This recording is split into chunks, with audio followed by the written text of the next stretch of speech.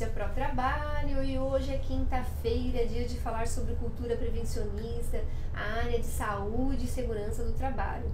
Bem, o entrevistado de hoje, ele tem uma empresa chamada Mais Segurança. Ele foi uma indicação do Marquinhos, nosso beijo, amigo lá do Sintesp. Foi ele que, juntamente com o seu Armando, nos apresentou porque falou que ele tinha um trabalho diferenciado. Bem, para esses dois grandalhões da área de segurança do trabalhador, sindicalista, me falar de alguém, algo deveria ter de interessante para compartilhar com vocês, né? Então eu vou pedir para dar um bom dia para vocês, o Cláudio Roberto Casola, da Mais Segurança. Bom dia! Bom dia. Eu vou chamar de Casola, pode ser? Caçola. Caçola? Ai, Caçola, dislexa. Então é melhor chamar de Cláudio, só que eu vou engasgar? Caçola. Cláudio Roberto Caçola, bem coisa de dislexa, troca os nomes. Não tem problema, Bem, normal. E aí a gente começou uma conversa, né, via WhatsApp sobre as possibilidades de tema, porque o seu Armando falou, o seu Marquinhos falou, mas ele não tinha me entregado o ouro ainda. O que a gente poderia trazer para cá? E aí o Cláudio falou, Regina, eu acho importante a gente falar sobre o acidente no trabalho. Inclusive porque hoje a gente tem duas bases de estatísticas que trazem essa informação de acidente de trabalho e que dão resultados extremamente conflitantes. E nós que atuamos na área de saúde e segurança do trabalho, a gente precisa desses dados, precisa entender esse cenário, até porque a gente vai estar auxiliando as empresas e os trabalhadores a desenharem mecanismos de saúde e segurança do trabalho, que as pessoas tenham qualidade no trabalho. E mais, porque quando a gente fala de trabalho, às vezes a pessoa só acha que é o trabalhador, como se o trabalhador fosse um produto descartável. Como se o trabalhador não fosse realmente o coração da empresa. Como se o empregador que não investisse nisso, ele pudesse simplesmente trocar e fosse mais barato para ele trocar um trabalhador por outro. Né? Existem algumas áreas, por exemplo, como a área de metroviários. Imagina o tempo que é para você formar um maquinista de trem ou de metrô. Não se forma em 6 meses, não se substitui em 6 meses.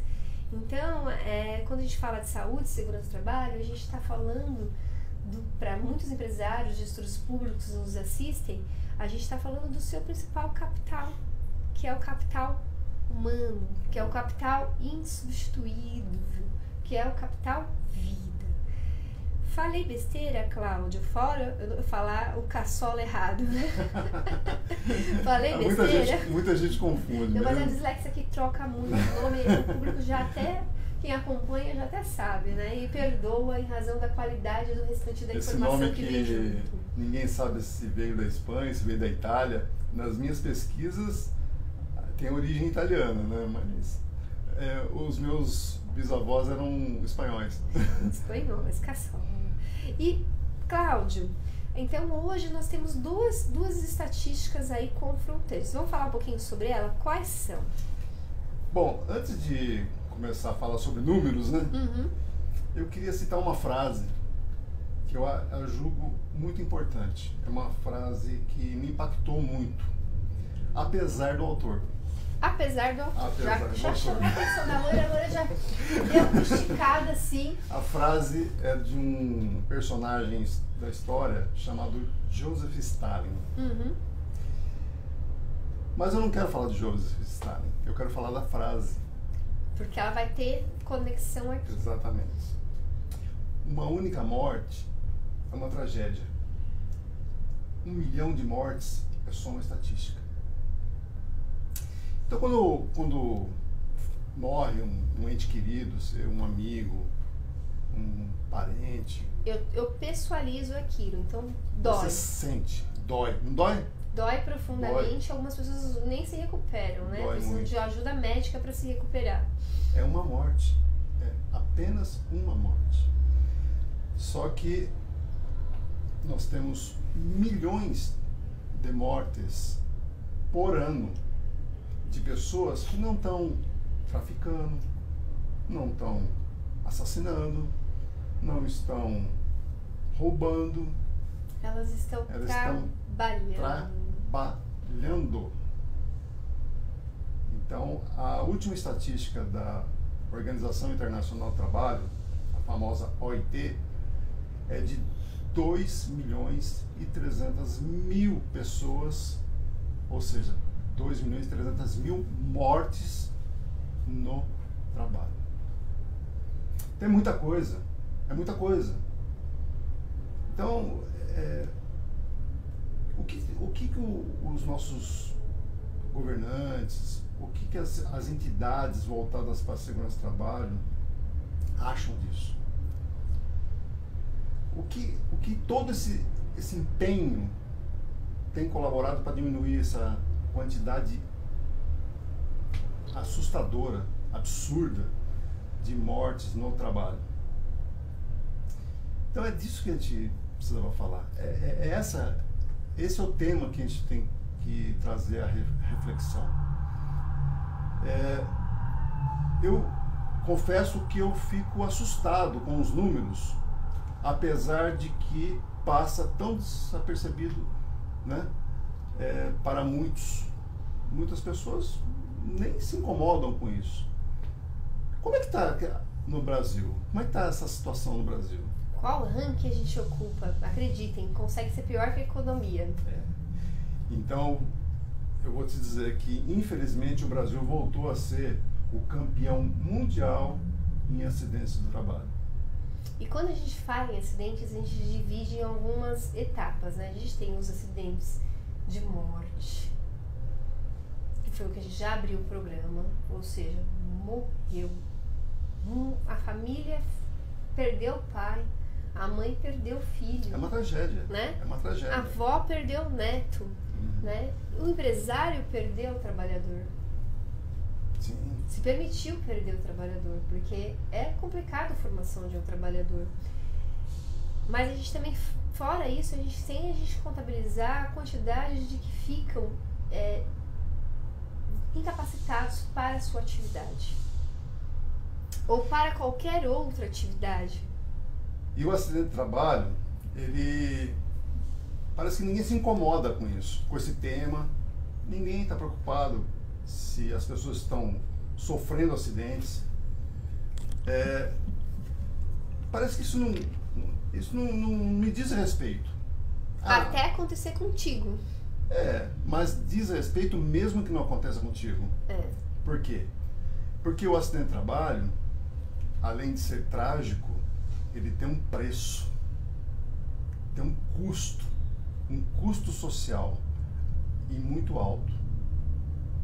O país está sofrendo financeiramente com o acidente de trabalho. Nós temos visto aí nos noticiários diariamente a questão da Previdência Social, que ela está quebrada, que tem que fazer alguma coisa, o governo está se empenhando para fazer uma reforma, porque não tem dinheiro, porque está faltando 140 bilhões de reais para fechar a conta, e taralá, né? Isso aí todo mundo está vendo todo dia, né, na mídia, aí na TV, no rádio, enfim. Boa parte desse rombo, ele provém do acidente de trabalho. E ninguém toca no assunto. Todo mundo fala em reforma da Previdência e não sei o quê, porque é o aposentado o culpado. É o aposentado o culpado. Não que não tenham muitos aposentados que tenham parcela de culpa nesse rombo, nesse déficit da Previdência. Claro que tem, né? Muitos marajás, né? Enfim, mas a gente não vai entrar nessa seara. Nós vamos conversar sobre o acidente de trabalho contribuindo para esse déficit da Previdência Social. Por quê? Porque quando a pessoa se acidenta, o acidente muitas vezes ele é grave e ele incapacita a pessoa permanentemente. A pessoa fica totalmente incapacitada para o trabalho. E quando a pessoa está totalmente incapacitada para o trabalho, isso significa o quê? Que ela não vai conseguir desempenhar nenhuma outra atividade. E não resta outra alternativa senão a aposentadoria. Anualmente nós temos centenas de milhares de trabalhadores se acidentando nessa condição. E eles estão se aposentando precocemente. Fora o crescente número de aposentadorias que as pessoas estão vivendo mais. E com isso tem mais pessoas se aposentando. Sim, ficam muito tempo aposentadas, né? Elas não morrem logo, né? Elas ficam muito tempo, né, recebendo esse dinheiro mensalmente, né? Mas essas pessoas se aposentam tardiamente, se aposentam com 65, 70 anos. Agora, o acidentado, ele pode começar a perceber essa aposentadoria por conta do acidente precocemente, com 20 e poucos anos, 30 anos. E aí ele vai ficar muito mais tempo recebendo esse valor mensal. E Cláudio, a gente fala muito aqui no Notícia, eu gostaria de ouvir até a tua opinião sobre isso, porque o Cláudio já teve várias outras vivências também profissionais, até abraçar há alguns anos, 8 anos, né, Cláudio?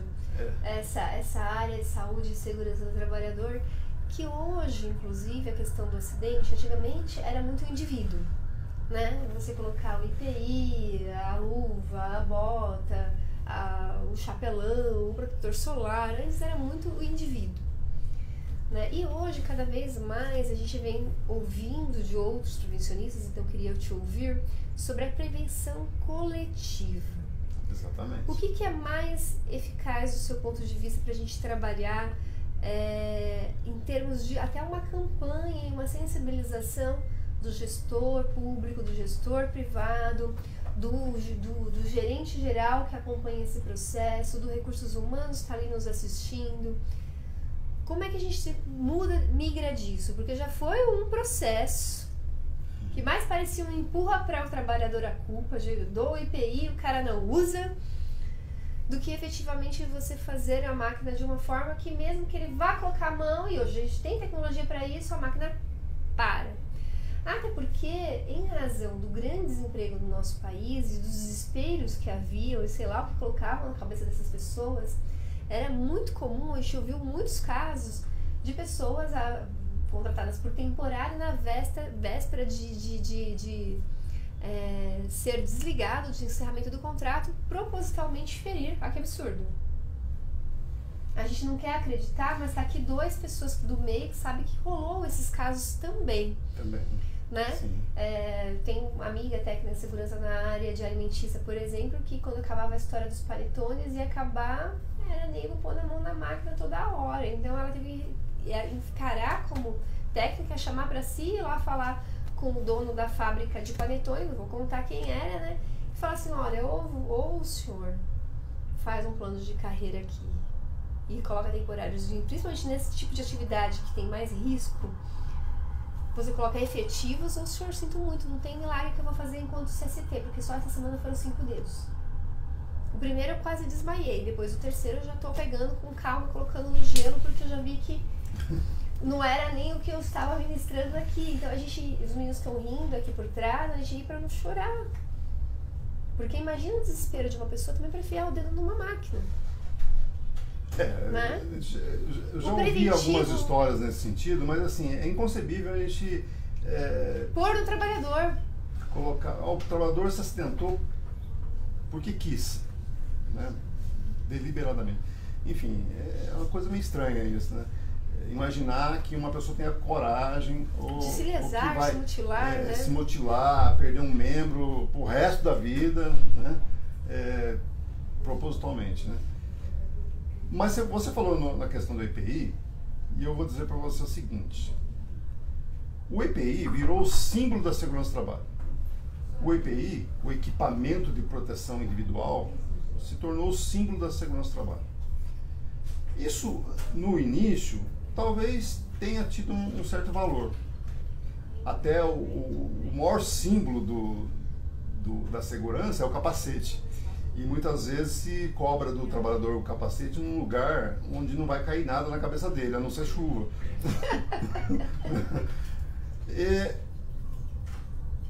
Num primeiro momento, acho que foi válido. Só que isso, nós estamos falando em coisas de 50 anos atrás, né? No início da década de 70, quando o Brasil foi consagrado, né, campeão mundial em acidentes de trabalho, com cerca de 2 milhões de acidentes de trabalho e 3 mil mortes, isso numa época em que o Brasil tinha aproximadamente 90 milhões de habitantes, né, e coincidiu justamente quando o Brasil se sagrou tricampeão mundial de futebol, lá no México, né, foi o tricampeonato, né, o Pelé, né, Rivelino, né, aqueles jogadores fantásticos, né.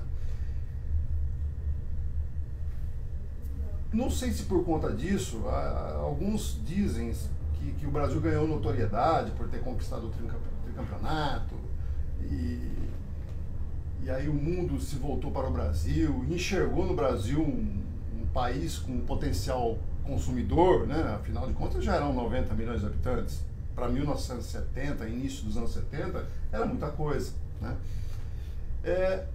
Muitas empresas se interessaram em instalar suas filiais aqui no Brasil. Mas não veio. O Brasil não tinha infraestrutura suficiente para receber um parque industrial tão grande. E aí foi feito todo um esforço da época. Na época era um governo que tinha uma intervenção militar, né? O presidente era um general, e ele buscou recursos externos para investir em infraestrutura. Então foram construídas usinas hidrelétricas, rodovias, ferrovias, foram ampliados os portos, ou seja, nós precisávamos de logística, energia elétrica, água tratada, saneamento básico, né? Nós não tínhamos nem um sistema de comunicação adequado, né? Enfim, o Brasil se tornou uma grande potência sem fazer o planejamento. Não, virou um grande canteiro de obras. Na verdade, o Brasil, no início dos anos 70, no início da década de 70, se tornou um grande canteiro de obras. Agora eu pergunto para você acha que o Brasil tinha mão de obra qualificada suficiente para atender tanta demanda? Não. Não tinha. As empreiteiras iam para cidades pequenas do interior e arrebanhavam os trabalhadores. Trabalhadores sem experiência, trabalhadores sem formação, analfabetos, sem cultura, vinham da roça e colocavam no caminhão, vinham lá os famosos pau de arara, né, e vinham para os grandes centros para trabalhar na construção civil. E claro. Por isso que a construção civil se tornou o grande vilão, porque o Brasil se tornou um canteirão de obras sem preparo e com o pessoal sem preparo. A equação é simples, a matemática é exata, 1 mais 1 é igual a 2, trabalhador sem qualificação, mais atividade de risco é igual a acidente de trabalho. É igual a acidente de trabalho, mas vocês têm uma ideia, a conversa é tão gostosa com o Cláudio que a gente já está com quase 2 minutos para terminar o programa. Mas para que a gente feche, e para que ele volte para falar mais para cá, porque hoje a gente contextualizou bem a história, a gente pode afirmar, seria correto afirmar, que hoje, até em razão de todas as tecnologias, a gente tem como forte arma para lutar contra esse cenário, para que a gente reverta esse cenário de acidentes do trabalho, a informação e a prevenção coletiva seriam os caminhos? Sim. Eu aposto muito na qualificação dos trabalhadores. A informação, você entende? A qualificação por a informação de como se prevenir. E a segurança do trabalho não é feito da noite para o dia, é um trabalho de gestão. Então essa palavra gestão está tão em moda, né? Gestão, né? Gestão é você fazer um trabalho contínuo, com planejamento, com organização e com foco. Com escuta para entender o que está acontecendo para que o trabalhador vá. Com foco, com metas. E temos tecnologia hoje também aliada nesse sentido. Tranquilamente. O Brasil, para prevenção coletiva, para o cara mesmo querer enfiar a mão lá e não consiga. Nós temos muitos problemas. Você falou de máquina, proteção de máquina. Hoje o grande calcanhar de Aquiles da segurança do trabalho é a temida NR12, né? A gente pode falar isso Vamos voltar para falar só sobre o NR12. Que é o grande vilão, tentaram até derrubar a NR12, enfim. Mas, para finalizar, eu reafirmo que O Brasil tem condições, tem tecnologia, tem excelentes profissionais, basta boa vontade. Basta boa vontade. Quem quiser saber outras informações sobre a sua empresa? Nós temos um site na internet, o www.maisseguranca.com, mais seguranca com S só, e nosso telefone é DDD 11 3422 2996. E aí tem um timaço de engenheiros também preocupado com essa questão, a esposa do Cláudio também, que dá todo um assessoramento, colega de comunicação, nosso beijo a ela. A sócia. Né? A sócia também, né, nesse sonho de fazer que o trabalho seja mais tranquilo. Combinado a voltar para falar melhor sobre a NR12 e as novas tecnologias que esses engenheiros que são do teu time estão trazendo para a prevenção coletiva? De repente você traz um amigo engenheiro junto? Posso trazer, com certeza. O que vocês acham? Coloquem nos comentários aí. Se você quer ser apoiador cultural do Notícia Pro Trabalho, entre em contato através do noticiaprotrabalho.com.br. Notícia singular, tá? Que o pessoal acha que é notícias, não, é notícia singular, protrabalho singular.com.br. Lembrando que não basta só ter o dinheiro para apoiar culturalmente, não. Tua empresa, o teu negócio tem que ter uma ação voltada com a nossa cultura aqui do Notícia, que é voltada para a questão da diversidade, da inclusão, da responsabilidade social. Do empreender sim, do ganhar dinheiro sim, mas o ganhar dinheiro, ter lucro com responsabilidade social. Quero agradecer a toda a nossa equipe por essa produção. Beijo de novo ao seu Armando e ao Marquinhos que indicaram e me apresentaram. Um abraço. Ao Cláudio, que hoje trouxe tanta riqueza de informação durante e antes da entrevista. E a Deus Pai Todo-Poderoso que a gente possa aqui continuar à frente dessa ferramenta de comunicação, levando informações que transformem. Tchau! Tchau!